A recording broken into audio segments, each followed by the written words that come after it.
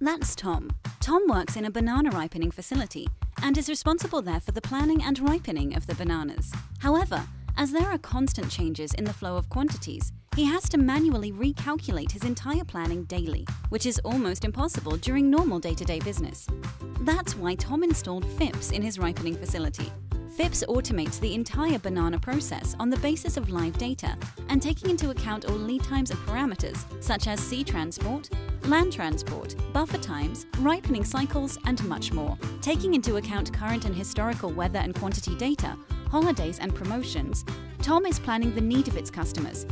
If he receives a forecast from his customers, he can simply import the received document into FIPS. On the basis of its planning quantities, the orders are generated in the origin, and of course, also on the basis of live data such as sales volumes, waste, all lead times, processes, and optimum ripening cycles.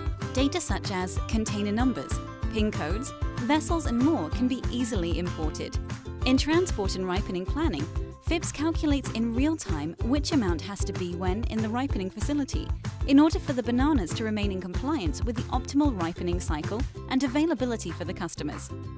This means that the entire planning is person independent, even with serious changes such as outfall of a container, waste, better, poorer sales in the supermarket no longer has to be calculated manually.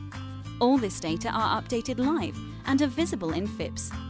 If Tom creates a new ripening, he receives a live overview of the utilization and availability of his ripening chambers. Thus, he sees at first glance which ripening chamber he can use. With the mobile solution, FIPS Go, Tom can now create his ripening log directly in the ripening room. Of course, this data is automatically stored and displayed in FIPS. With the Live app, Tom also gets a real-time overview of his ripening chambers, grain intake, or flow rates.